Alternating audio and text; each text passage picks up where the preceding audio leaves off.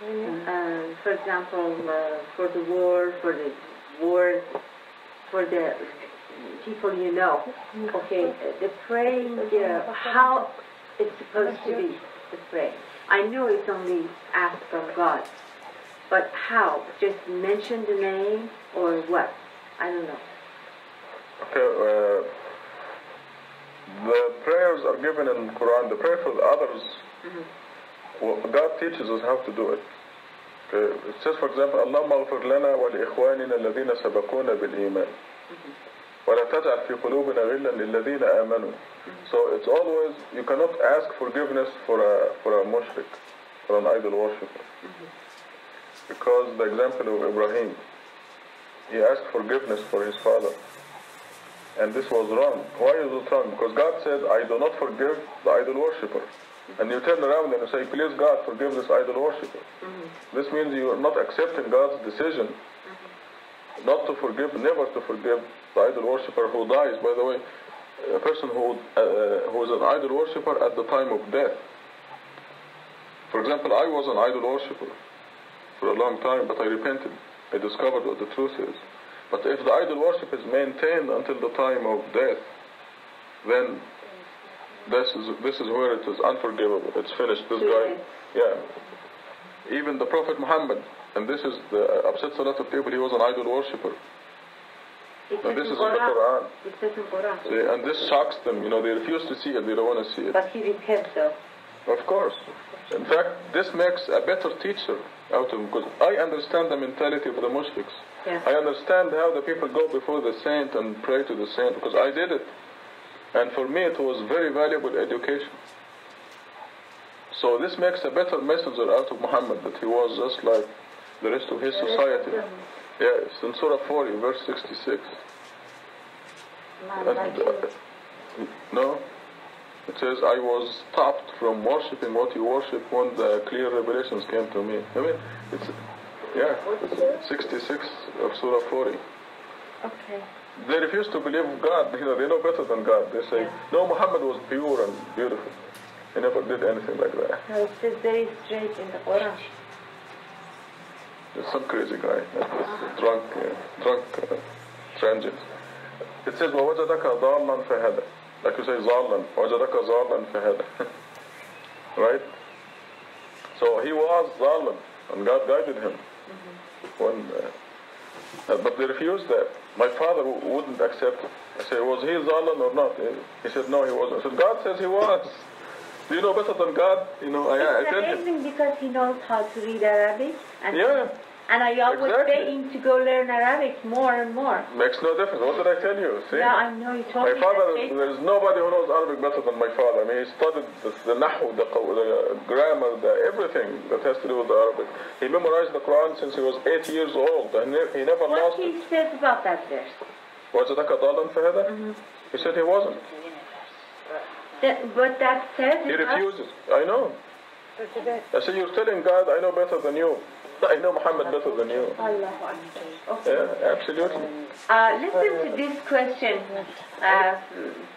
You had this question some time ago.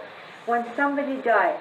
Oh no! I didn't finish that point. I was saying that if God says that I do not forgive idol worship, and then you turn around and you say, please God, forgive this idol worshipper. This is why Ibrahim was reprimanded when he said, please God, forgive my father. So the proper way for this situation is to say, please God, guide my father to the right path, to the right way. You can pray for guidance, but not for forgiveness if the person is an idol worshipper. Like in the case of my father, I cannot ask for his forgiveness, because God already said, I do not forgive idol worship. So I can't go against God. I can only say, please God, guide my father to the right path. So this is an example of the prayer. And this is why when you read the Quran, the prayer of Quran for the others, God teaches us by saying, اللهم اغفر لنا ولإخواننا الذين سبقونا بالإيمان. So they had iman, the mu'mins. ولا تجعل في قلوبنا غلا للذين آمنوا. It's always consistently. So you can ask for forgiveness to the believers. The little things that we do. The believers who are dead? No. Yes, it could be for the believers who died. Yeah. Could be, as long as you specify the believers. Believers, yes, that's right. Yeah. But didn't you say But you cannot name a person. Yeah. Because you do not know if this person is a believer or a mushrik. That's right. So this is why when the Quran teaches us, it makes it general. It says, Allahumma اغفر لنا ولإخواننا الذين سبقونا بالإيمان. Those who were before us, the mu'mins before us. when one of our relatives dies, or friend or whoever we know, is this help if we, you just said yes, it helps to pray, but we cannot pray in the name of, like, for my father, for my mother, and say... No, wait, I didn't say it helps. I didn't say it helps anybody. So, okay, then I was... You misunderstood. Because you told me it doesn't know before. Yeah, Uh-huh. it doesn't help anybody. Because when somebody dies, it's right. Then why It's whatever he did. You can do it. It's whatever he did. It's very important. Dua is very important. I'll tell you why. You're saying, please God, forgive us and forgive the believers before us. When I turn on the more extra light, this Sure. one's enough. Sure.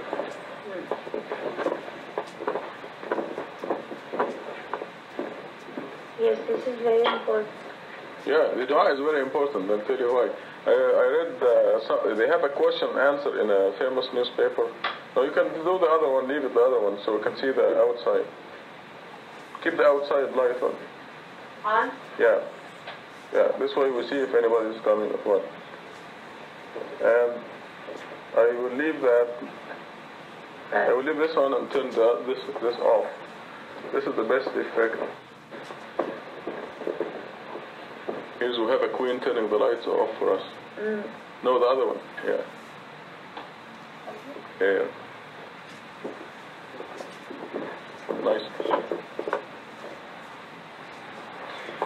You can say, please God, forgive the believers before us, because they were believers, and the believers are all brothers and sisters. God said, إِنَّمَا الْمُؤْمِنُونَ إِخْوَةٌ. So your real brothers and sisters are the believers. Because even though you're not my sister, from my father and my mother, when you worship God alone and I worship God alone, we're going to be together forever. And I mean, my brother and sisters were in the same house with me for 10, 15 years. But a believing brother and sister will be for millions of years and for eternity. So this is the real brotherhood. إنما المؤمنون إخوة. Beautiful. So when you say, please God forgive the believers, you're really praying for your brothers and sisters who will be with you in the same place forever, for a long time. The question was in the newspaper, why does God want us to pray to Him? Because God says, وَقَالَ رَبُّكُمْ ادْعُونِي أَسْتَجِبْ لَكُمْ. God says in the Quran, pray to me and I will respond to you. وَقَالَ رَبُّكُمْ ادْعُونِي أَسْتَجِبْ لَكُمْ. So the question was, why does God want us, if everything is written down already? Your videotape, my videotape, from birth to death are written down, recorded. So why pray? That was the question. It turns out the importance of prayer is, it is a fantastic form of worship. Because, first of all, it indicates that you do believe in God. In other words, if you don't believe in God, who are you talking to? Please God forgive the believers. Who are you talking to?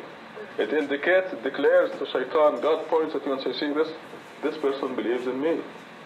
Because nobody will pray to a non-existent, imaginary entity. Yeah.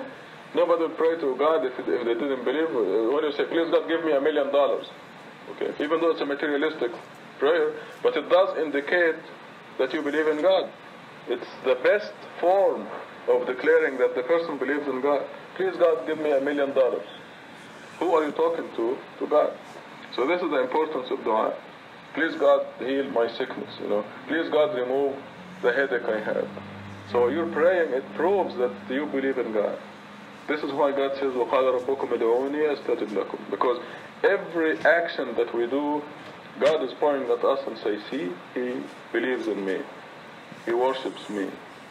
Or Shaitan will add, say, see, he cannot worship you alone. They have to mention Jesus next to you.